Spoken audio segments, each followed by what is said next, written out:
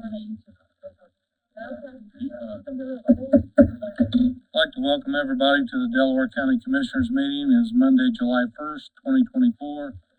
The time is 9:01. If everybody could please stand for the pledge.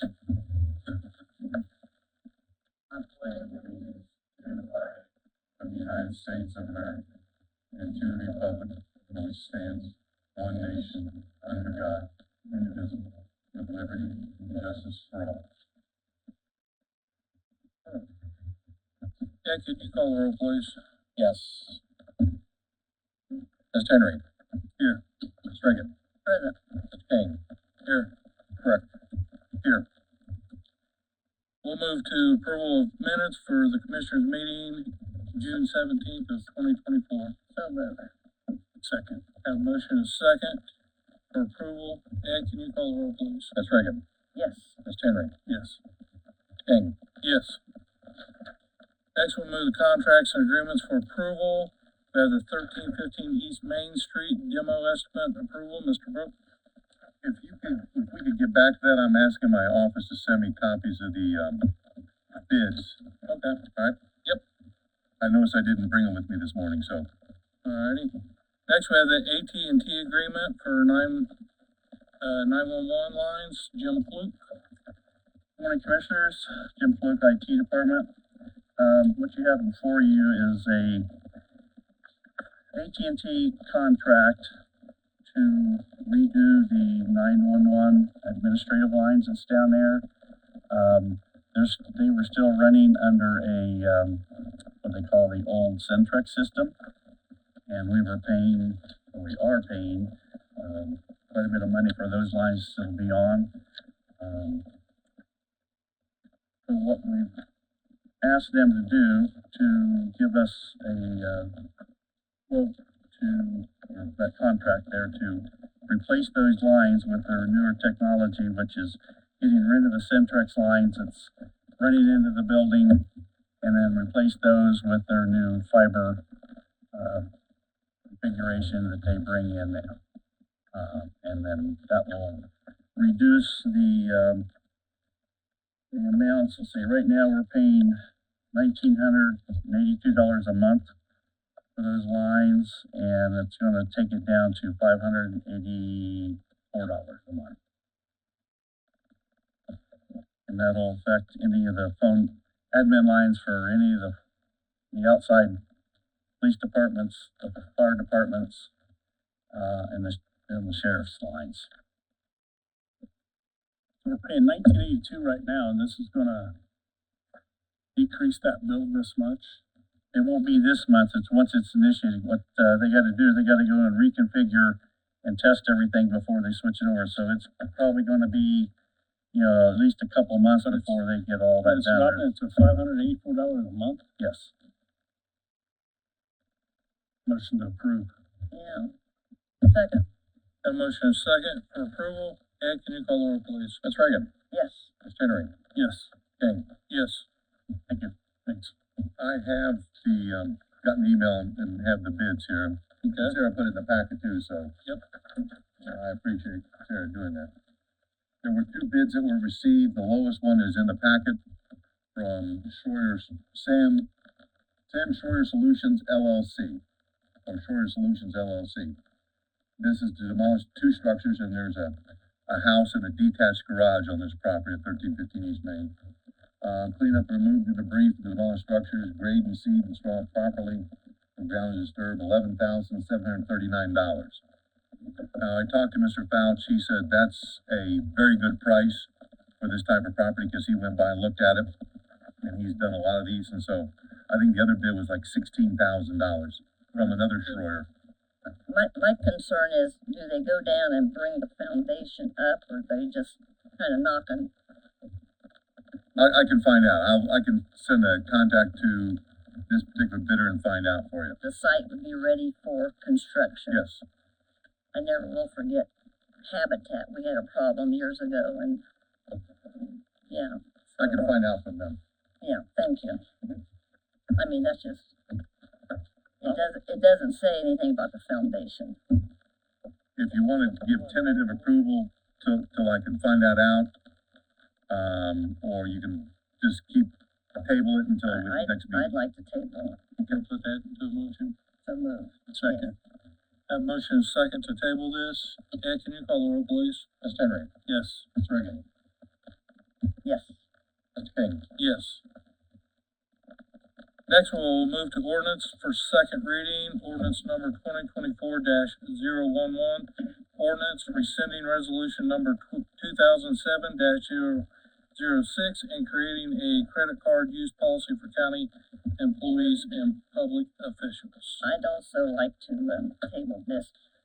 I thought we were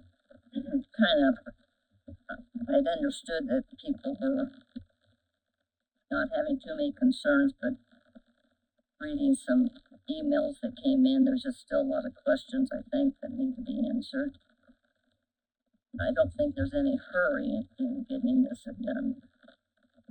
I would agree 100% with you, Sherry. I would like to table it as well. So, you making a motion for that?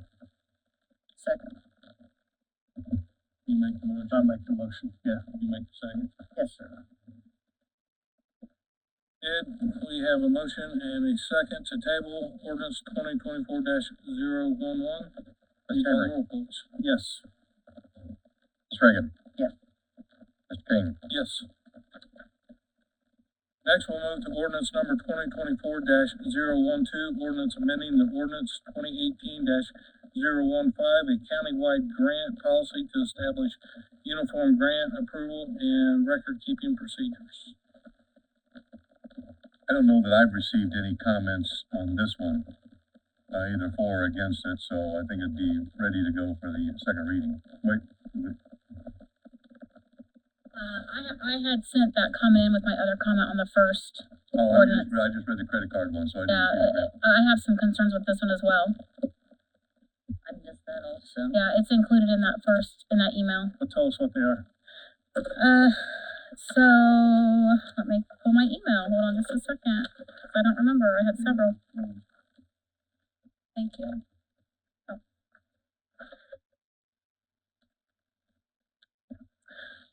Section 2 is vague and does not include what these set of procedures could look like. This section should be more detailed so that any issues with the proposed procedure could be worked out. Department heads already have VIP access, which already provides standardized record keeping that shows revenues and expenditures. This section should focus more on informing the auditor's office when monies will be arriving, from what source, and where those funds should go. So it's just too vague for us to know what that looks like on section 2. Section 3, Human Resources Office already requested an internal controls annual training be completed by each department per State Board of Accounts standards. The completed and signed training certificates are sent to Human Resources Office to be kept on file.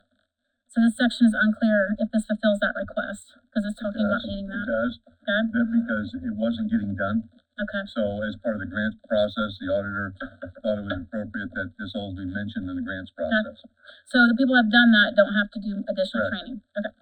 Section 5, grant portal access is given to the grant administrator and has to agree to terms and conditions which include not sharing login information with anyone else. This also conflicts with other county policies of sharing login information. It's even in the county handbook policy, section 8.6.4.1.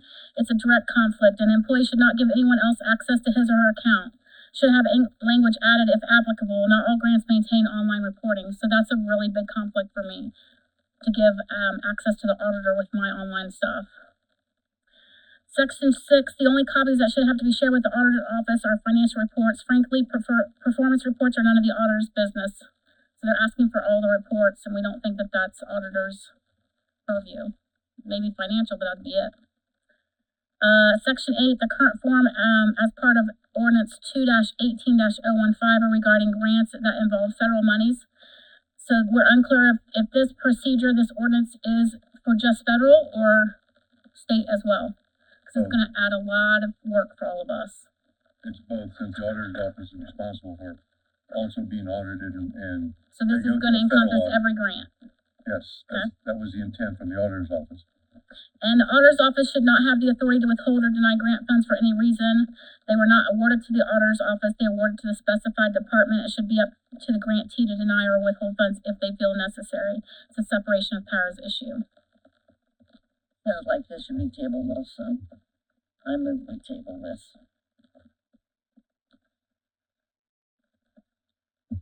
Thank you, Emily. Thank you.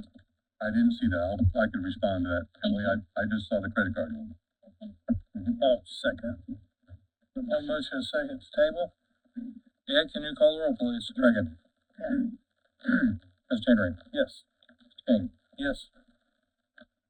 Next, we have ordinance number 2024-013, ordinance creating a fixed asset capitalization and inventory policy. Let's see, I didn't see any comments to this one, so I'll defer to anybody that may have a comment that I didn't see out there. It wasn't hidden in Emily's because I just checked her, so. I'll make a motion, we adopt ordinance 2024-013. Second. Have a motion, and second. Ed, can you call the roll, please? Henry. Yes. Mr. Reagan. Yes. Mr. King. Yes. Next, we'll move to department heads and elected officials. Okay, nobody, Just real quick, TJ's sitting here. I want to thank Tony Johnson and some of his road guys that are working the detour out there on 67. I appreciate you guys taking care of that for us. Albany Police Department, Caleb Holsma, and some of the Eaton guys are also running it. So it's Have they put more signs up? Are you seeing the semi go down? yeah, there's still quite a lot of semi traffic. There was a lot of Did they put one at 28 I don't. local? I've actually been working with NDOT on this. One of the problems that we're running into. Tony Johnson, Delaware County Sheriff's Office. One of the problems we're running into is the truckers are following their GPSs. They're not following the detour signs. So actually, we've been working with NDOT, and we're trying to get with the GPS companies to get them to amend their software to reflect that, to get the truck drivers to start going the way we need them to. The other thing I've been doing is, and these citations are heavy for these guys. They really are. But I've been telling them, if you want to help us, tell your dispatch. Because if your dispatch and your trucking companies know not to send you that way, then, maybe they'll help us out and we all win on that. So, I can't tell you how many countless citations we've issued out there. It's amazing that once we start issuing them, like all of a sudden the traffic goes away. So they're on their radios telling people. Word's getting out. So the word is getting out, but they're taking their chances and quite costly when they take one and they're wrong. But we are working with NDOT. They've moved signs. I've been on the phone with them. We've been moving signs, trying to redirect. We're doing everything we can. Did they put one at the old Sky High that says local traffic only? They have one. They have them at the Sky High. They have two. They have one. On the east side of They've it. got it on the west side of the road as well. I noticed the ones on the west were the small ones, but I want the real big one on the east side. I can reach out and see if they'll do that. They actually have it as you're coming out the bypass. As you're coming out the bypass heading north, they've got one there telling truck traffic, don't take 67, take 35 north. Yeah. To me, that's the one telling you by the time you get to the Sky High to make your turn. And then on the bypass, north, have they put, where it says 367 and 35, have they said closed on those little signs? They haven't put closed because they're not closed. They are detoured routes, Or but local they're traffic? yeah. Okay, thanks for helping. We really appreciate We it. appreciate you though. Yeah, Thank we you. appreciate you getting out there, and I think the state police got the word that the farmers have to be down the road, so. Accommodating the farmers. Yeah, thanks, Tony, appreciate it. I've noticed trucks going by my house too, so. That's where they're directing them, John, down. Yeah, and I appreciate that. I can really watch when I'm mowing the grass. I'll get run over. everybody received their, June 2024 monthly weights and measures report. Next, we'll move to payment of claims in the amount of $1,978,423.89. So moved. Second. Have a motion is second for payment of claims. Ed, can you call the roll? Mr. Henry. Yes. Mr. Reagan. Yes. Mr. King. Yes. Next, we have payment of ARP claims in the amount of $120,450.49. So moved. Second. Have a motion second for payment of ARP claims. Ed, can you call the roll? Mr. Reagan. Yes. Mr. Henry. Yes. Mr. King. Yes. Next, we have payment of payroll for 6/18/2024 in amount of $972,897.52. So move. Second. Have a motion and a second for payment of payroll. Ed, can you call the roll, please? Reagan, Yes. Henry, Yes. King, Yes. Do we have anybody signed up? Then I will entertain a motion to recess. So moved. Second. Have a motion and a second. Ed, can you call the roll, please? Reagan, Yes. Henry, Yes. King. Yes. Go to recess.